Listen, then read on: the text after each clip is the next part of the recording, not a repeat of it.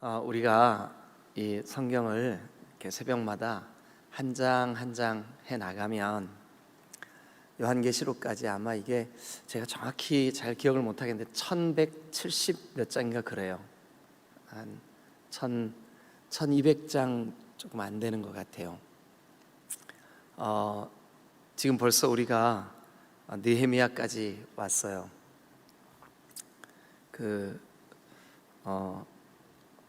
계시록까지 이렇게 쭉 우리가 한번 하고 나면 성취감도 있을 거고, 또 하나님께서 틀림없이 이 말씀 속에 우리에게 딱 와서 부딪힌 말씀. 여러분, 이 말씀이라고 번역된 헬라어가 단어가 두 개예요. 태초에 말씀이 계시니라 할 때 그 말씀은 로고스예요. 로고스.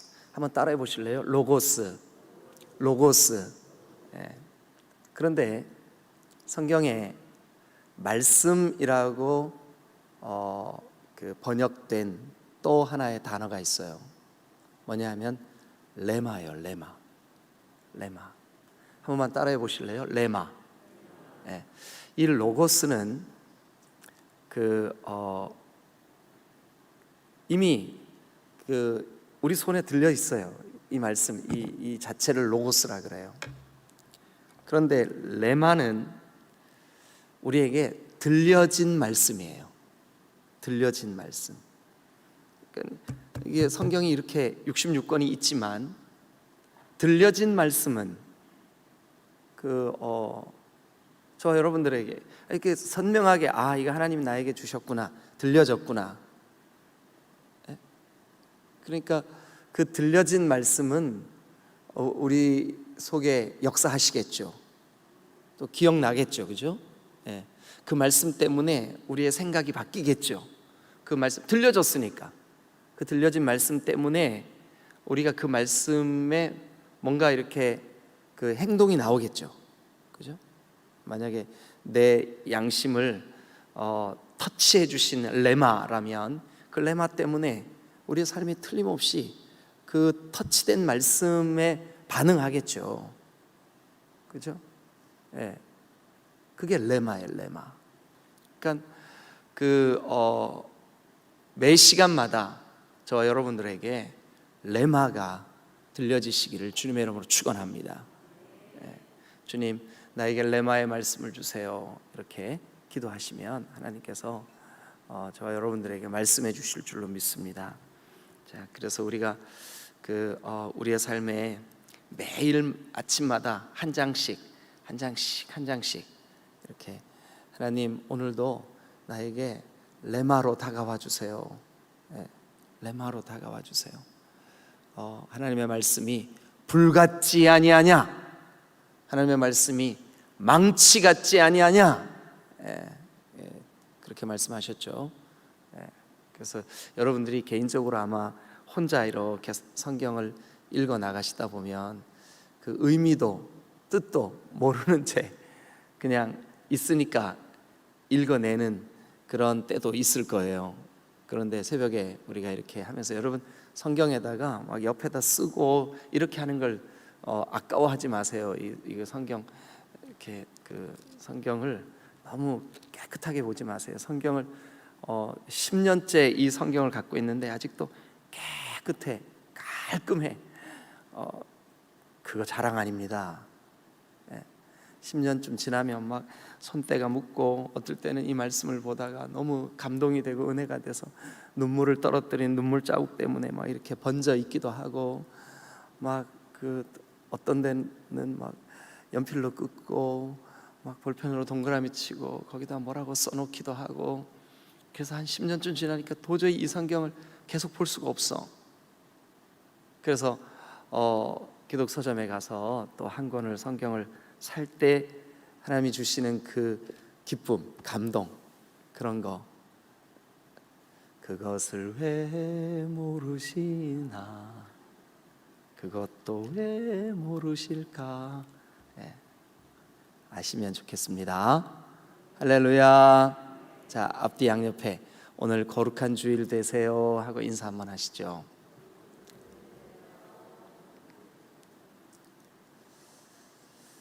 자, 제가 이 에스라를 시작할 때 또 중간에도 이렇게 말씀드린 적이 있었던 것 같은데, 이 에스라와 느헤미야는 그 70인역이 번역되기 전까지만 해도 구약 히브리 성경으로는 한 권이었습니다. 에스라서라는 이름으로 한 권이었습니다. 그런데 그 번역의 과정을 거치면서 이 에스라서와 느헤미야가 주인공이 바뀐다는 것을 보게 되었어요. 그래서 우리가 가지고 있는 성경의 에스라서는 명백하게 에스라가 그 주인공으로 등장을 해요. 그런데 오늘부터 보는 이 느헤미야 성경은 느헤미야를 중심으로 기록이 되어 있어요. 느헤미야의 관점, 또 느헤미야의 기도, 또 느헤미야의 주변에서 펼쳐지는 사건. 그래서 우리가 가지고 있는 성경 느헤미야서, 우리 구약 성경 16번째 성경으로 이렇게 구별되어 있습니다. 그래서 오늘부터 저와 여러분들이 13일 동안 13번에 걸쳐서 13장까지 되어 있는 이 느헤미야, 이 느헤미야는 제가 주일낮에 한번 꼭 시리즈로 여러분들과 함께 나누고 싶은 본문 가운데 하나입니다. 이 새벽 시간에도 저와 여러분들이 충분히 시간적인 여유를 두고 좀 말씀을 나누면 좋겠지만, 우리가 새벽이 좀 짧아요. 그래서 그렇게 할 수는 없고 간단한 그 내용을 살펴봄으로써 저와 여러분들이 개인적으로 이 느헤미야를 읽을 때 도움을 좀 드릴 수 있으면 좋겠다는 생각이 듭니다. 자, 느헤미야를 우리가 같이 한번 살펴보기 전에, 여러분, 어느 시대든 간에 하나님은 천지를 지으신 전능하신 분이에요. 여러분, 우리가 사는 이 지구가 포함되어 있는, 지구가 속해 있는 이 은하계, 우리의 은하, 이게 헤아릴 수 없는 많은 별들이 있죠. 그죠? 예. 그런데 이 수억 개의 별이 있는 우리 은하와 같은 이 은하가 또 수억 개가 있어요. 별로 감동도 느낌도 아무 거시기도 없는 무표정하신 여러분들에게 다시 한번 설명드립니다. 여러분, 우리 이 지구가 진짜 크구나 하는 것을 저는 느낄 때가 많아요.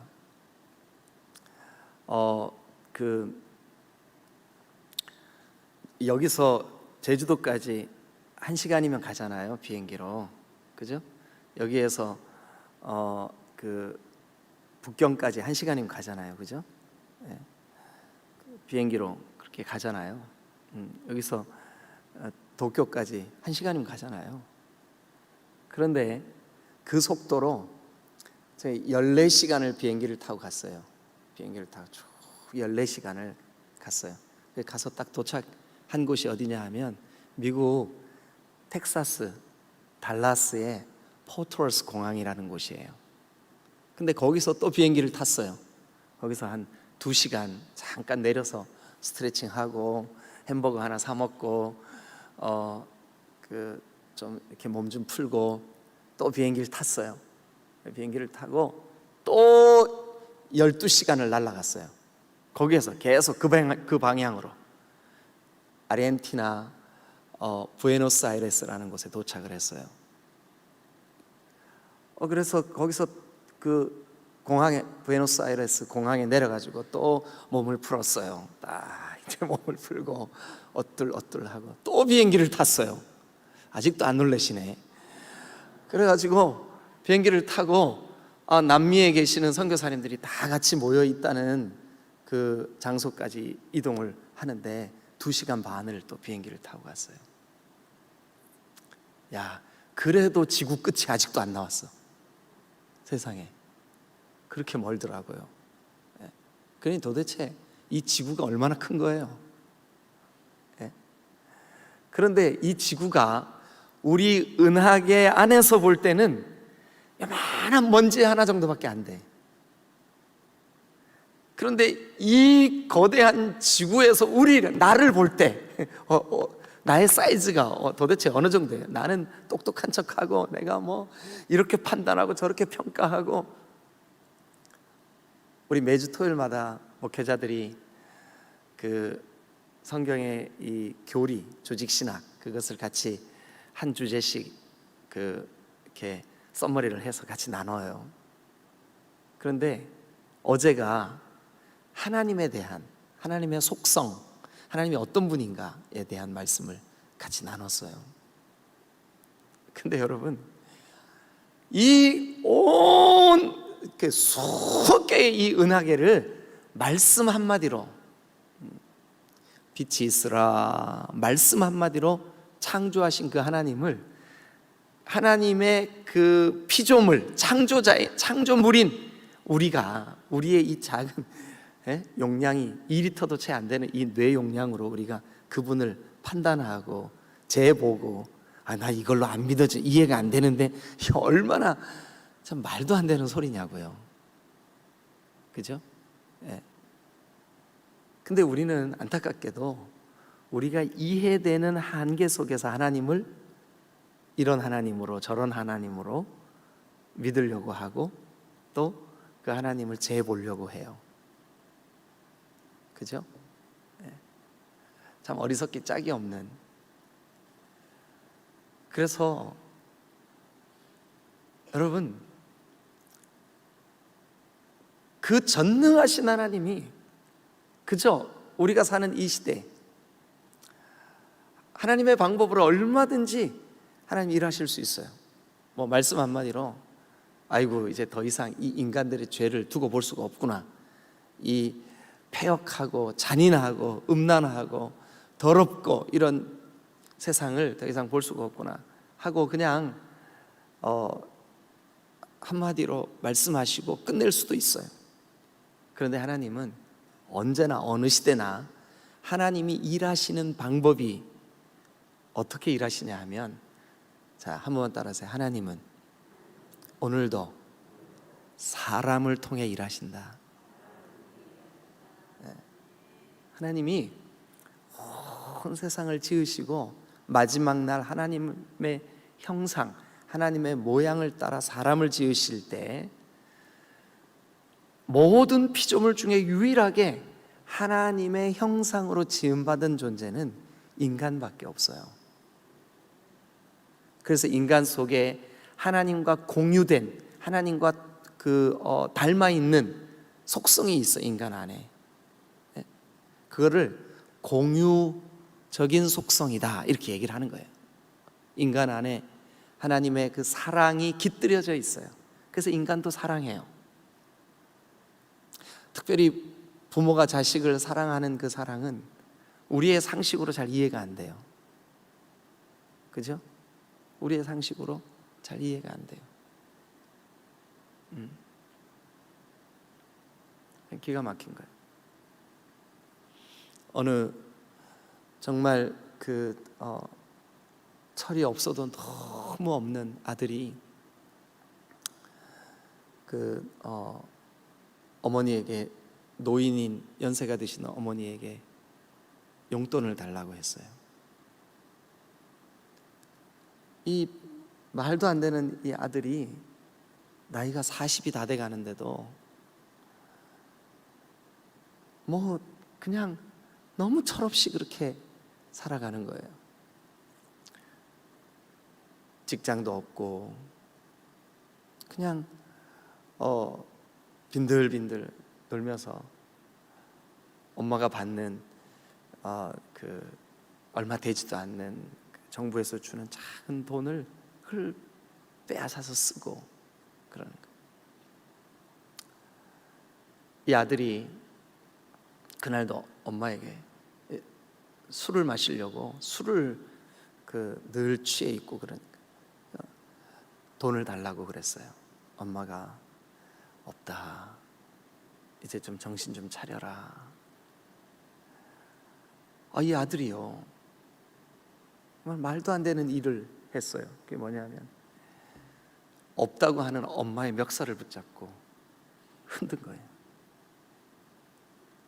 그런데 이렇게 막 흔들다가 탁 놓고 뒤를 돌아서 나가는데 엄마가 아들에게 힘이 없으니까 멱살을 잡혔던 그 엄마가 그만 넘어지면서 그 벽 모서리에 머리를 확 부딪힌 거예요.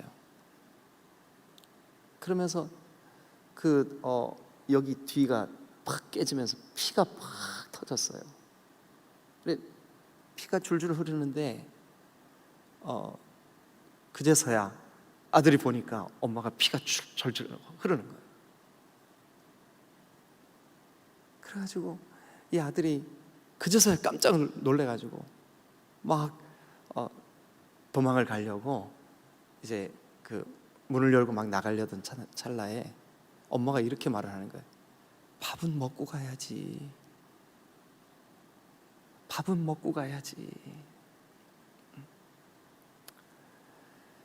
여러분, 그 말에 이 아들이 그만 다리에 힘이 빠지고 풀썩 주저앉았어. 자기 손으로 경찰에 전화를 하고 119를 불렀어.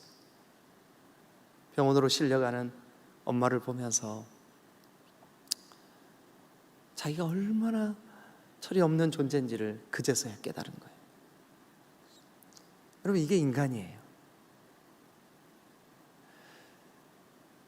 그런데 하나님과 우리 사이에 도저히 공유할 수 없는, 조금 전에 말씀드린 것 같이 그렇게 어머니의 사랑, 이런 사랑, 또 어머니가 아들을 불쌍히 여기는 마음, 긍휼, 이런 것들은 하나님께도 있고 우리에게도 있는 공유적인 속성이에요. 왜냐하면 우리가 하나님을 닮았기 때문에 공유적인 속성이에요.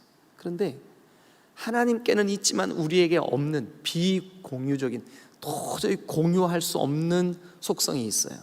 그게 바로 뭐냐면 전능하심이에요. 전능하심. 어느 곳에나 계시는 무소부재하심, 이런 것들은 우리가 공유할 수가 없어요.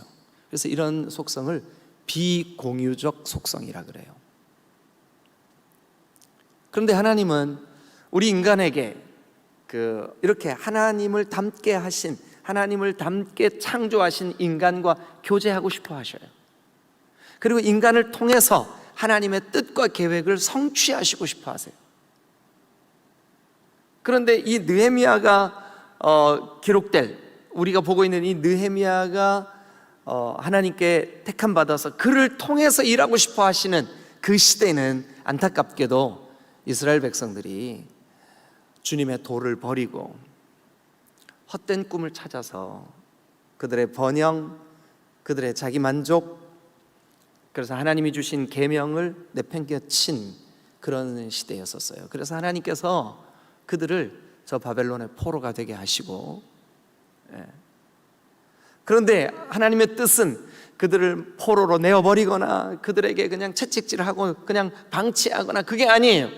그 어려움을 주셔서라도 다시 돌이키게 하는 게 주님의 마음이에요. 주님의 심정이에요.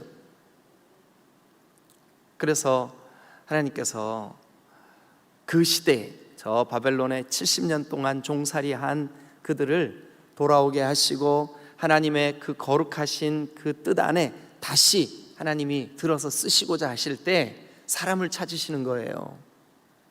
누구를 통해서 이 시대를 짊어지고 나아가게 할까? 사람을 찾으시는 거예요. 오늘도 하나님은 사람을 찾으시는 줄로 믿습니다. 내가 누구를 통해서 일할까? 하나님이. 그것은 성경에 대한 지식이 많고 없고의 문제가 아니에요. 오늘 우리는 이 1장을 통해서 이런 사람을 통해서 하나님이 일하시는구나, 이런 사람을 통해서 이 시대를 주님이 바꾸시고자 하시는구나. 여러분, 아합 왕 때 온 세상이 깜깜할 때 모든 백성들이 영적으로 피폐하여 곤궁에 처해 있을 때 하나님은 저 디셉 사람 엘리야를 찾아내셨어요. 오늘 21세기 인간의 교만이 하늘을 찌르고 인간의 과학기술로 못하는 게 없는 것 같은 느낌이 드는 이 시대에 하나님은 인간들이 이 코로나라고 하는 바이러스 하나 앞에 쩔쩔매고 꼼짝 못하며 마스크를 써야 하고 사람들을 만나지 못하게 만들고, 이거 여러분 정말 바이러스 하나 때문에 이렇게까지 인간이 연약하다는 것을 적나라하게 드러내는 이 시대에도 하나님은 사람을 찾으세요. 누구를 통해서 일할고 사람을 찾으세요. 어떤 사람을 하나님이 어느 시대건 간에 공통점이에요. 느헤미야를 찾아내셨던 것처럼 오늘 우리 중에서도 누군가를 찾고 계세요. 자, 느헤미야의 어떤 점 때문에 하나님은 그를 통해서 일하시고자 하셨을까? 같이 한번 살펴보죠. 자, 지금 마이크 들고 계시죠? 성전사님 어디 있어요? 네, 네. 재근 전사님이 1절 읽으세요. 우리 다 들을 수 있게 큰 소리를 읽어주세요. 시작. 하가랴의 아들 느헤미야의 말이다. 아닥사스 왕 제 20년에 기스루엘 내가 수원수궁에 있는데. 네, 그러니까 하가랴의 아들 느헤미야의 말이라. 느헤미야의 말이라. 예? 근데 아닥사스다 왕, 이 아닥사스다 왕 동그라미 치시고 페르시아의 왕 이렇게 써놓으세요. 근데 이 아닥사스다가 누구냐 하면 여러분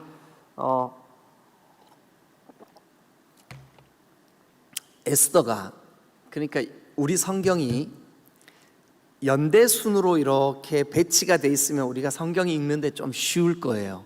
근데 연대순으로 배치가 되어 있지 않고 이걸 장르라 그러거든요. 장르. 예, 어떤 거는 시, 어떤 거는 예언, 어떤 거는 지혜, 또 어떤 거는 역사, 어떤 거는 율법. 그렇게 종류별로 성경을 묶어놨어요. 그러니까 연대가 이게 헷갈리는 거예요. 어떤 건 틀림없이 우리가 가진 성경 뒤쪽에 나와 있는데 연대적으로는 굉장히 앞선 연대에 기록된 성경도 있고 그래요. 근데 우리가 이제 뒤에서 보게 될 에스더라고 하는 성경이 사실은 요 느헤미야보다 앞선 시대예요. 그 에스더의 남편, 그러니까 에스더가 왕후잖아요, 그죠? 예, 왕비가 되잖아요. 근데 이 왕비가 될 때 자기 남편이 아하수에로예요. 아하수에로. 그 아하수에로의 아들이 누구냐 하면 바로 이 아닥사스다예요. 아닥사스다. 예, 그래서 아닥사스다 동그라미 치시고 페르시아의 왕 이렇게 써놓으세요. 자, 그런데 그 아닥사스다 왕 때에 2절 여러분 읽어보세요. 시작. 내 형제들 가운데 하나인 하나니가 두어 사람과 함께 유다에서 내게 이르렀으므로 그가 그 사로잡힘을 면하고 남아있는 유다와 예루살렘 사람들의 형편을 물은즉. 네, 내 형제들 가운데 하나인 하나니가 두어 사람과 함께 저 예루살렘에서 여기 지금 페르시아에 온 거예요. 느헤미야에게 온 거예요. 근데 와서 이제 이 형제가 친형제인지 친척인지 잘 모르겠어요. 성경에 잘 안 나오니까. 어쨌든 많은 학자들이 아마 이 느헤미야의 친형제였을 거다라고 추측을 해요. 근데 어쨌든 이 형제인 하나니가 느헤미야에게 와서 형님, 예루살렘에서 막 도착했습니다. 아 그래? 예루살렘의 상황은 어떤가? 예루살렘이 바벨론에 짓밟혀서 다 포로로 끌려오고 막 그랬는데 이제 그 고레스 왕의 칙령 때문에 에스라 1장에서 고레스 왕의 칙령 때문에 이제 1차 포로들이 귀환했잖아요. 고향으로 돌아갔잖아요. 그죠? 그런데 거기에서 반대자들, 대적자들, 예루살렘 성전을 재건하지 못하게 하는 사람들 때문에 이 성전 건축이 멈췄다는 얘기를 들었는데 그 이후에 어떻게 됐는지 너무 궁금한 거예요. 느헤미야의 마음속에 어떻게 됐냐? 그랬더니 자 3절 그들이 내게 이르되 사로잡힘을 면하고 살아남은 자들이 그 지방 거기서 큰 환난을 당하고 거기 큰 환난을 당하고 밑줄 그어보세요. 그 예루살렘에 남아있는 사람들이, 예루살렘에 남아있는 포로로 끌려오지 않고 거기에 그냥 방치되어 있는 그 사람들이 큰 환난을 당하고 있구나. 또요, 능력을 받으며 능력을 받으며, 밑줄 그어보세요. 능력을 받으며. 이게 표현이 좀 어렵죠. 오늘날 우리가 잘 안 쓰는 말이죠, 그죠? 이게 능력을 당한다는 말은 업신여김을 당한다는 뜻이에요. 업신여김을 당하고. 또요, 예루살렘 성은 허물어지고 성문들은 불탔다 하는지라. 예루살렘 성, 지금 포로에서 귀환한 사람들이 재건하고 있는 그 예루살렘 성이 허물어지고, 또요, 성문은 불타고. 이제 예루살렘이 회복되나 보다, 이제 여기 바벨론의 포로로 끌려왔던 사람들이 돌아가서 에스라와 함께 이게 회복을 맞이하고 있나 보다라고 생각을 했는데, 다시 들려오는 소식은, 제가 조금 아까 에스라라 그랬어요. 스룹바벨과 예수아입니다. 스룹바벨과 예수. 그러니까 첫 번 귀환한 그 사람들이 거기에서 성을 재건하고 성전을 쌓고 이랬다는 소식까지 들었는데, 지금 하나님에 의해서 듣는 소식은 뭐냐 하면 불타고 무너지고 깨지고 핍박당하고, 이 소식을 느헤미야가 들었어요. 느헤미야가 얼마나 가슴이 아팠냐 하면, 이 말을 듣고 하나님을 예배해야 되는 우리가 예배하려고 성전을 쌓다가 그게 지금 다시 무너지고 있고 멈추고 있고, 10년이 지나고 15년이 지났는데 다시 재건되는 일이 속개되지를 못하고 있어. 백성들이 업수이 여김을 당하고 있고 고통을 받고 있어. 그 소식을 들은 느헤미야의 마음이 너무너무 고통스러웠어요. 그래서 4절을 보겠습니다. 이 말을 들은 느헤미야의 마음이 어떤가 한번 같이 느껴보시죠. 자, 시작. 내가 이 말을 듣고 앉아서 울고 수일 동안 슬퍼하며 하나님 앞에 금식하며 기도하여. 내가 이 말을 듣고 앉아서. 여러분, 이 느헤미야는 지금 어떤 사람이냐 하면 아닥사스다 왕의, 자 여러분 맨 마지막 11절 끝에 보세요. 그때 내가 왕의 술관원 동그라미 치세요. 이 술관원은 오늘날 우리의 개념으로 그 직분이 뭐 정도 될까, 뭐 정확하진 않지만 아마 대통령 경호실장쯤 될 거예요. 그러니까 임금, 왕을 제외하고 최고의 실권자예요. 왕이 마시는 음료를 이 사람이 최종적으로 이게 독이 들었는지 안 들었는지, 또 왕과 마주 앉아가지고 국사를 논할 수 있는 술 맡은 관원은요, 술관원은요, 당시의 직분으로 더 이상 신하로서 올라갈 수 없는 자리예요. 그러니까 여러분, 우리가 생각해 보시자고요.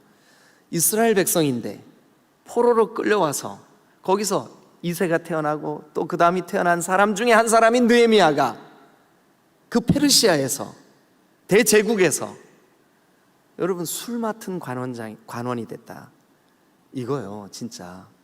그러니까 우리나라에 그 외국인이 뭐 어디 사람, 우리 희엔 자매가 와가지고 우리나라의 국무총리가 된 거예요. 대단한 거죠. 별로 안 대단하죠. 대단하죠. 느헤미야가 그런 사람이에요. 뭐 고국에서 우리 형제들이야 어떻게 되든 말든 간에 나 지금 부귀영화 누리고 나 지금 떵떵거리고 나 권세 누리고 살 수 있어, 그런 사람이에요. 그런데 고국의 현실, 우리가 하나님의 백성인데 예배하지 못하는 이 현실, 그리고 이 고국의 형제들이, 내 일가 친척들이 지금 저렇게 환난을 당하고 어려움을 겪고 쌓아져 가던 성전이 더 이상 쌓아지지 않고 오히려 무너지고 있고 성문이 불타고 없어지고 있다라는 말을 듣고 얼마나 가슴이 아프냐 하면 이 정도예요. 내가 이 말을 듣고 앉아서 울고 수일 동안 슬퍼하며 하늘의 하나님 앞에 금식하며 기도하여 이르되. 여러분, 요 4절을 한마디로 상한 심령이라 그럽니다. 상한 심령.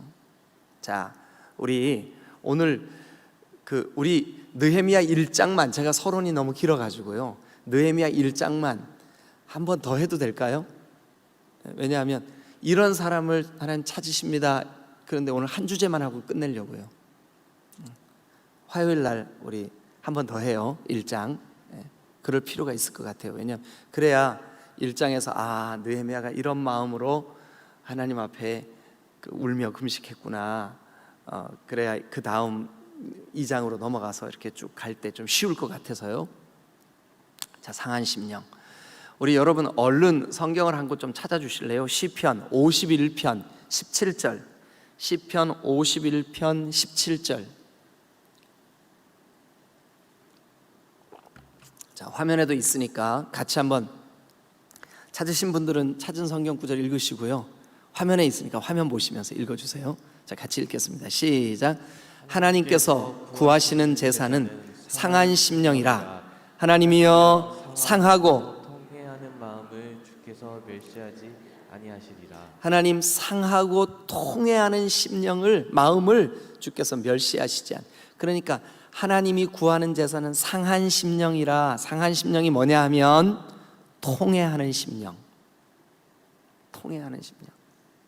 그런데 느헤미야가, 우리가 이제 1장 내일 모레 화요일 날 같이 살펴보겠지만, 상한 심령으로 하나님 앞에 다가와요.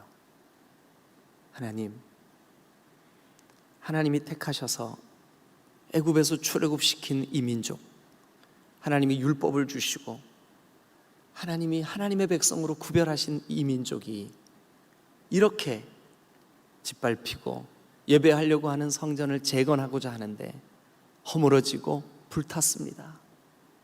어떻게 하면 좋습니까? 여러분, 우리가 이 시대, 우리 가정, 자녀들, 우리 교회, 대전, 그리고 나라와 민족을 위하여 기도할 때 여기가 너무 아파. 생각할수록 우리가 어찌 이렇게 하나님으로부터 멀어져 있지? 내 자녀들이 어떻게 이렇게 영적인 일에 관심이 없지? 그만 생각하면 여기가 너무너무 아픈 거예요. 그래서 느헤미야는 어떻게 하냐, 너무 여기가 아프니까 내가 이 말을 듣고 앉아서 울고 수일 동안 슬퍼하며 하늘의 하나님 앞에 금식하며 기도하여. 그의 금식과 기도는 이 아픔 때문에 하는 금식과 기도예요. 사랑하는 여러분, 이것을 뭐라 그러냐 하면 상한 심령이라 그래요. 여러분, 하나님께서 받으시는 제사는, 하나님이 지금 찾으시는 그 사람은 상한 심령을 찾으세요. 상한 심령은 우리가 하나님 앞에 정말 엄청난 어떤 예물을 준비해서 나오는 것보다 하나님이 더 기뻐하시는 게 뭐냐 하면 상한 심령을 쌓아안고, 하나님, 어떻게 내가 몰라도 이렇게 하나님에 대해서 몰랐습니까? 주님, 나를 좀 어떻게 좀 해주세요. 내 이 영혼의 상태 때문에 하나님 앞에 가슴이 너무 아픈 거예요. 상한 심령. 그래서 울면서 하나님, 나를 좀 용서해 주세요. 그런데 하나님이 그 상한 심령을 너무너무 기쁘게 받으시는 거예요. 그래서 시편 51편에 하나님께서 바라보시고 구하시는, 하나님이 기대하시는 제사는, 하나님이 원하시는 예배는 상한 심령이라. 상한 심령으로 하나님께 드리는 예배를 주님이 받으신다는 거예요. 하나님, 상하고 통회하는 마음을 주께서 멸시하시지 아니하시나이다. 여러분, 이 시대에 이 아픔을 놓고, 이 시대의 교회들이 점점 퇴락되어 가고 있는 모습을 놓고, 이 시대의 다음 세대들이 하나님 없이 사는 모습을 놓고 너무 가슴이 아파서 울면서 금식하면서 주님의 도우심을 바라보는 것, 그걸 뭐라 그러냐 하면 상한 심령. 하나님이 이 시대를 누구를 통해서 일하실까? 누구를 통해서 바꾸실까? 누구를 통해서 영적인 무너진 이 성전을 다시 재건하실까?